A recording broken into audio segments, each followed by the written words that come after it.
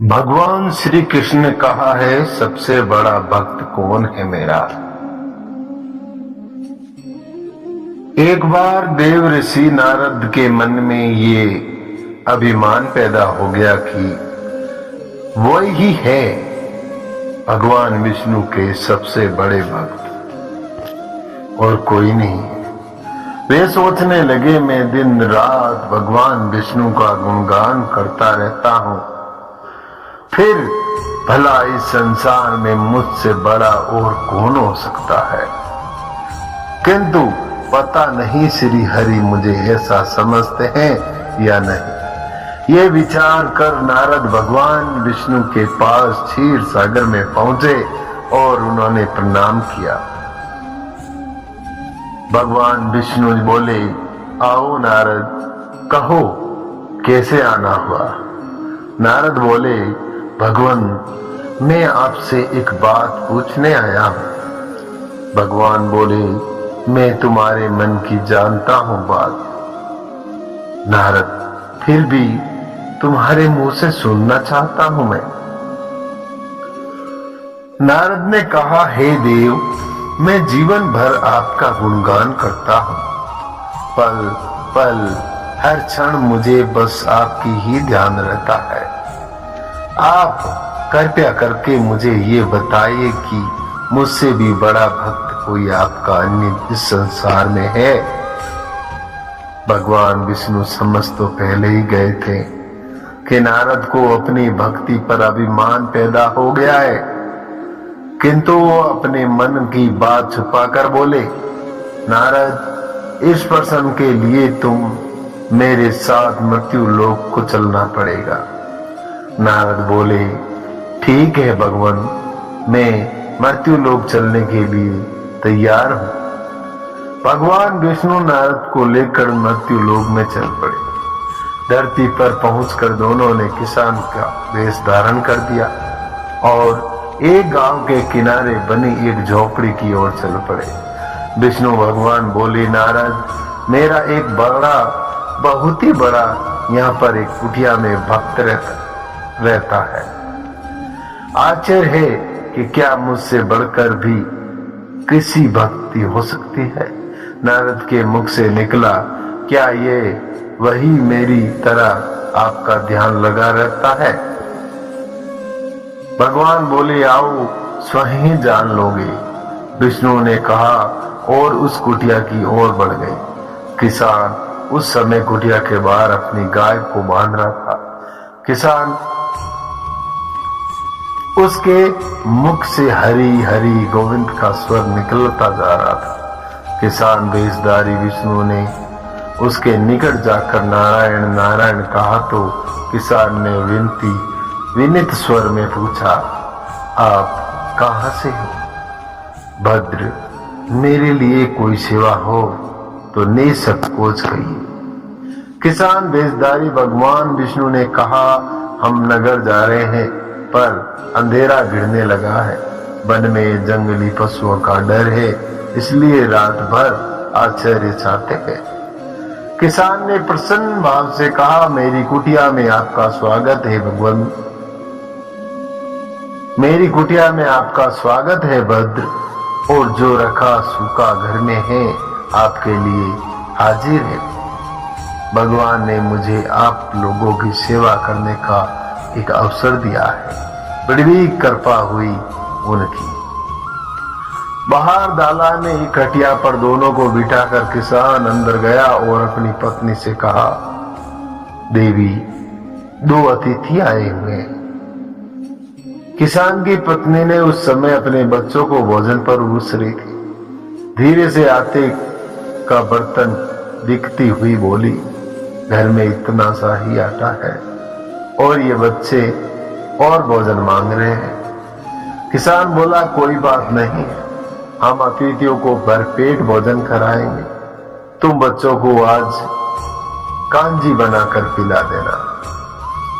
नारद और भगवान विष्णु ने उन दोनों का सारा वार्तालाप सुना, फिर भी परीक्षा लेने की भोजन की थाली पर बैठ गए।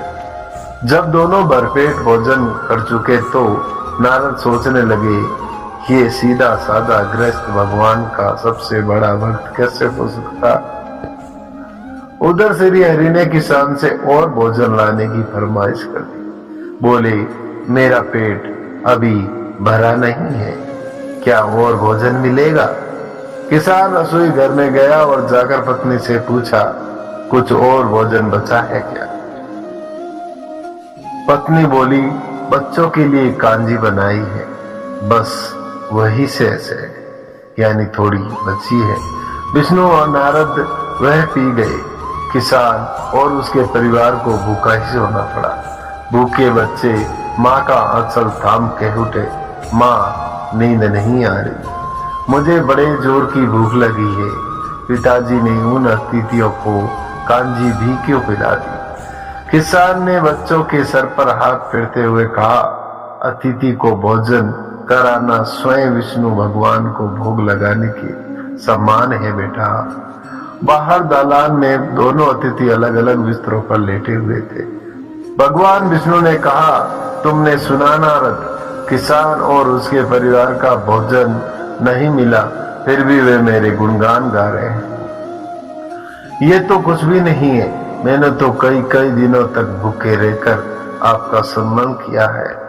अगले दिन सुबह उन्होंने देखा किसान भगवान विष्णु की मूर्ति के सामने कह रहा था, गोविंद हरि हरि, तुम सदा मेरे मन में बसे रहो, बस मुझे कुछ और नहीं चाहिए।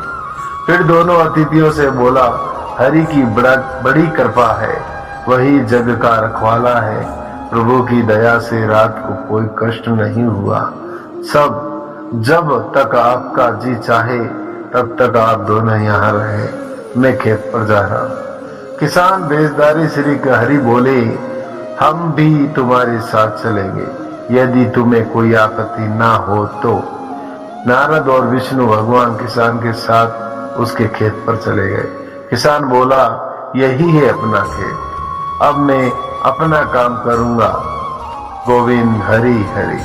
नारद बोले, तुम तो सत्य पुरुष हो, भगवान के बड़े भक्त हो, हर घड़ी उनका नाम लेते रहते हो।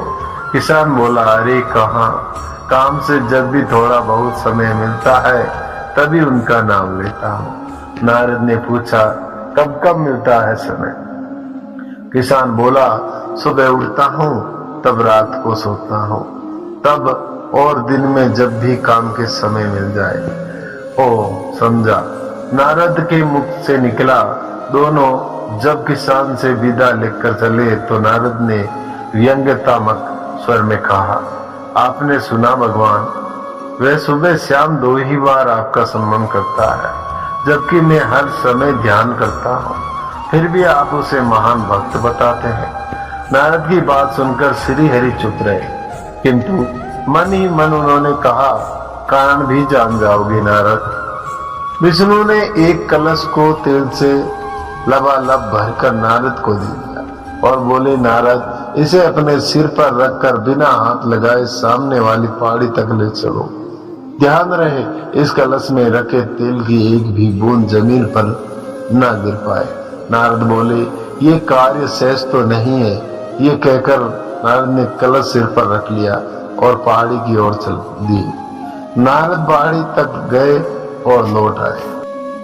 विष्णु बोले, लौट आए नारद, ठीक है, अब ये बताओ कि इतनी दूर जाने और आने में तुमने कितनी बार मेरा स्मरण किया है। नारद बोले, एक बार भी नहीं भगवान, करता भी कैसे, मेरा सारा ध्यान तो तेल और कलश की तरफ लगा हुआ था। श्री हरि बोले, तुम ही सोचो, तब तुम ही सोचो, वे किसान दिन भर कठिन परिश्रम करता है, फिर भी 2-4 बार मेरा स्मरण जरूर करता है, और तुम एक बार भी मेरा स्मरण नहीं कर पाए। विष्णु की बात सुनकर नारद के अंत चुप खुल गए और वे श्री हरि के चरणों में गिरकर बोले, मान गया प्रभु, जो संसार के झंझटों में रहकर भी आपका स्मरण करते हैं वे ही सबसे बड़े भक्त हैं। तो आपको ये भगवान श्री कृष्ण की अनमोल वचन कैसे लगे और भगवान श्री कृष्ण और नारद मुनि का ये कहानी था, जो भगवान चाहते थे कि नारद मुनि को ये घमंड। अगर आपको ये वीडियो पसंद आया है तो प्लीज इसको लाइक जरूर करें और चैनल पर नए हो तो प्लीज सब्सक्राइब भी जरूर करें। Thank you.